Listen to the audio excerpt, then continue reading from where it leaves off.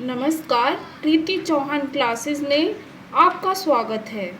आज हम हिंदी व्याकरण में संबंध बोधक के बारे में विस्तार से जानेंगे। तो आइए स्टार्ट करने से पहले चैनल को सब्सक्राइब करें, पसंद आए तो लाइक करें, कमेंट्स करें, बेल आइकन के बटन को प्रेस करें। तो आइए स्टार्ट करते हैं। हिंदी व्याकरण में संबंध बोधक क्या है, संबंध बोधक का अर्थ जानेंगे। संबंध बोधक संबंध जोड़ बोधक, संबंध जोड़ बोधक, संबंध का ज्ञान कराने वाला, संबंध का ज्ञान कराने वाला क्या कहा जाता है? संबंध बोधक। अब उदाहरण समझेंगे। एकलव्य वन की ओर चल पड़ा। एकलव्य वन की ओर चल पड़ा। की ओर ये क्या है? संबंध जोड़ रहा है। की ओर संबंध जोड़ रहा है। अगर हम यही लिख देते एकलव्य वन चल पड़ा तो इसका कोई अर्थ ना होता। इन दोनों को जोड़ने के लिए इन शब्द की ज़रूरत होती है। किन शब्द की? संबंध बोधक शब्दों की। तो यहाँ पे की ओर इन दोनों में संबंध स्थापित कर रहा है और जोड़ रहा है। एकलव्य वन की ओर चल पड़ा। दूसरा उदाहरण लेते हैं। डर के मारे निमिष कांपने लगा। अब इसमें भी देखो के मारे को हटा दें और यही लिख दें डर निमिष कांपने लगा, तो इसका कोई अर्थ नहीं होगा। इस वाक्य का कोई अर्थ नहीं होगा और पूरा भी नहीं लगेगा। पूरा करने के लिए इसमें के मारे लगाना पड़ेगा। क्या लगाना पड़ेगा? के मारे, संबंध बोधक जोड़ना पड़ेगा। ठीक है। डर के मारे निमिष कांपने लगा। आइए समझते हैं। इन वाक्यों में रंगीन छपे शब्द, क्या? रंगीन छपे शब्द की ओर के मारे, ठीक है, संज्ञा शब्दों के साथ लगकर, किसके साथ लगकर? संज्ञा शब्द के साथ लगकर उनका संबंध संज्ञा शब्दों का संबंध, उनका संबंध दूसरे शब्दों के साथ, किसके साथ? दूसरे शब्दों के साथ बता रहे हैं। ठीक है, क्या कर रहे हैं? दूसरे शब्दों के साथ बता रहे हैं। क्या बता रहे हैं? संबंध। तो ऐसे शब्द क्या कहे जाते हैं? संबंध बोधक कहलाते हैं। ठीक है, ऐसे शब्द संबंध बोधक कहलाते हैं। इस प्रकार आगे समझेंगे।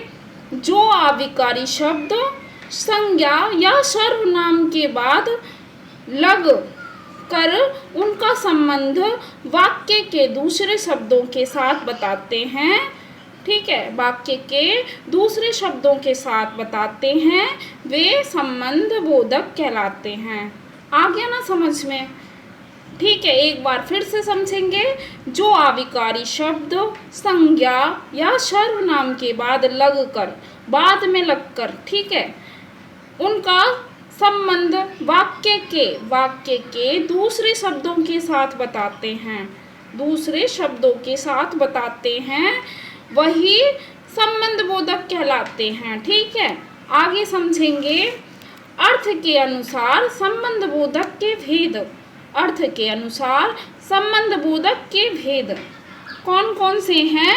पहला है काल बोधक। संबंध बोधक का भेद है काल बोधक। पहला काल बोधक से पहले, काल बोधक में आता है से पहले, के बाद, के आगे, के पश्चात, के पीछे। ठीक है, उदाहरण के तौर पर समझेंगे। जैसे विनय से पहले रोहन घर पहुंचा। से पहले काल बोधक का यहाँ बोध हो रहा है। ठीक है, संबंध बोधक का भेद है काल बोधक। तो विनय से पहले रोहन घर पहुंचा, अगर हम से पहले हटा लेते विनय रोहन घर पहुंचा, तो वहाँ पे आ जाता दोनों एक साथ ही घर पहुंच गए। तो ये दोनों वाक्यों को जोड़ने वाला शब्द है से पहले। तो कौन सा भेद है यहाँ पे संबंध बोधक का? काल बोधक को। ठीक है, अब दूसरा संबंध बोधक का दूसरा भेद जानेंगे, स्थान बोधक। कौन सा? स्थान बोधक। के ऊपर, के नीचे, के बाहर, के भीतर, से दूर। ठीक है, ये हैं स्थान बोधक के कुछ उदाहरण। तो आइए उदाहरण के तौर पर समझते हैं। कुर्सी के नीचे कुछ पड़ा है। अगर हम के नीचे नहीं लिखते तो कुर्सी कुछ पड़ा है, तो इसका कोई अर्थ नहीं होता। इन दोनों को जोड़ने के लिए संबंध बोधक शब्दों का प्रयोग किया गया है। के नीचे, कुर्सी के नीचे कुछ पड़ा है, तो यहाँ पे संबंध बोधक भेद का दूसरा स्थान बोधक का उदाहरण है, दूसरे का उदाहरण है स्थान बोधक का। ठीक है, आइए आगे समझते हैं तीसरा दिशा बोधक के बारे में।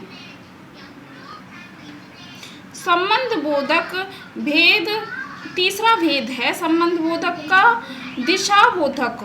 ठीक है, दिशा बोधक में के पास, के सामने, के आसपास, की ओर, की तरफ, के समीप। तो उदाहरण के तौर पर समझेंगे, घर के आसपास क्यों घूम रहे हो। अगर हम इस संबंध बोधक को नहीं लें, ठीक है,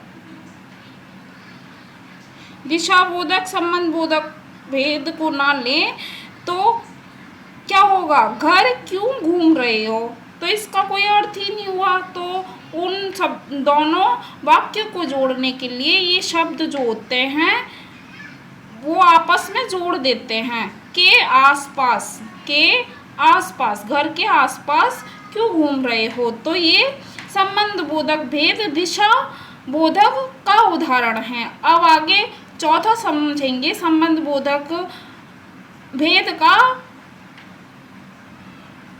साधन बोधक, साधन बोधक। ठीक है, इसके उदाहरण हैं के कारण, के द्वारा, के जरिए, के सहारे। ठीक है, ये क्या है? साधन बोधक भेद। ठीक है, किसके? संबंध बोधक के। ठीक है, एक उदाहरण लेंगे, चाकू के द्वारा फल काटो, के द्वारा फल काटो, चाकू फल काटो, तो इसका कोई मतलब नहीं हुआ। तो यहाँ पे संबंध बोधक भेद लेंगे, कौन सा? साधन बोधक। ठीक है, आया समझ में? अब आगे आएंगे हेतु बोधक। पांचवा है संबंध बोधक का भेद हेतु बोधक। तो के अलावा, के सिवाय, के बिना, के अतिरिक्त, के अलावा, के सिवाय, के बिना, के अतिरिक्त। तो उदाहरण के तौर पर समझेंगे, भगवान के अलावा मेरा कौन है। तो हम इसको संबंध बोधक जो है हेतु बोधक, इसको हटा देंगे। भगवान मेरा कौन है, तो ये तो कोई मतलब नहीं हुआ। तो इन दोनों वाक्य को जोड़ने के लिए यहाँ पे हेतु बोधक भेद आएगा। संबंधवाचक का हेतु बोधक क्या आएगा? भेद आएगा। के अलावा, भगवान के अलावा मेरा कौन है। आगे देखेंगे संबंध बोधक का भेद संग बोधक। छठा है संग बोधक। सहित, के साथ, के समीप, के संग। अब उदाहरण के तौर पर समझेंगे, विनोद सहित सभी बाहर जाओ। ठीक है, अगर सहित हटा लेंगे हम तो विनोद सभी बाहर निकल जाओ, इसका कोई अर्थ नहीं होगा। इन दोनों वाक्यों को मिलाने के लिए सहित का उपयोग करेंगे, प्रयोग करेंगे। ठीक है, तो यहाँ पे संबंध बोधक भेद का कौन सा आएगा? संग बोधक। ठीक है, अब सातवां है संबंध बोधक भेद का, संबंध बोधक भेद सातवां है विरोध बोध। ठीक है, इसके खिलाफ, के विरुद्ध, के विपरीत, के के खिलाफ, के विरुद्ध, के विपरीत। तो हम उदाहरण लेंगे, कानून के खिलाफ कुछ मत करना, कानून के खिलाफ कुछ मत करना। तो कानून कुछ मत करना, ये तो कोई मतलब नहीं हुआ। इन दोनों शब्दों को जोड़ने के लिए संबंध बोधक भेद कौन सा लगाएंगे यहाँ पे? विरोध। ठीक है, के खिलाफ कुछ मत करना, तो ये उदाहरण विरोध बोधक भेद है। ठीक है, का भेद है। अब आगे पढ़ेंगे 8वां भेद संबंध बोधक का। तो 8वां भेद है समता बोधक। समता बोधक कौन सा है? संबंध बोधक का समता बोधक भेद है। के समान, के तरह, की भांति, के अनुरूप, के जैसा। ठीक है, उदाहरण के तौर पर समझेंगे, रमोला के जैसा कोई और नहीं है। ठीक है, अब हम इसको हटा देंगे तो क्या शब्द बनेगा? रमोला कोई और नहीं है। तो इसका क्या अर्थ हुआ? इन दोनों वाक्यों को जोड़ने के लिए हमें संबंध बोधक कौन सा भेद लगाना पड़ेगा? समता बोधक। के जैसा कोई और नहीं है, के जैसा कोई और नहीं है। रमोला के जैसा कोई और नहीं है। कुछ थोड़ा सा और जानेंगे क्रिया विशेषण तथा संबंध बोधक के अंतर के बारे में। ठीक है, क्रिया विशेषण तथा संबंध बोधक में अंतर। ठीक है, जब ये शब्द संज्ञा या सर्वनाम के बाद आते हैं, किसके बाद आते हैं? संज्ञा या सर्वनाम के बाद आते हैं, तब ये शब्द क्या हो जाते हैं? संबंध बोधक कहलाते हैं। ठीक है, हो जाते हैं या कहलाते हैं। लेकिन क्रिया के साथ लगकर उसकी विशेषता बताने पर, क्रिया के साथ अगर लग जाते हैं और उसकी विशेषता बताते हैं तो क्या हो जाते हैं? क्रिया विशेषण बन जाते हैं। उदाहरण के लिए देखेंगे, जैसे क्रिया विशेषण का एक उदाहरण है, रवि कब चला गया। कब चला गया, तो यहाँ पे ये कब क्या हो गया? क्रिया विशेषण। क्रिया के साथ कब का प्रयोग हो रहा है तो क्या हो गया? कब।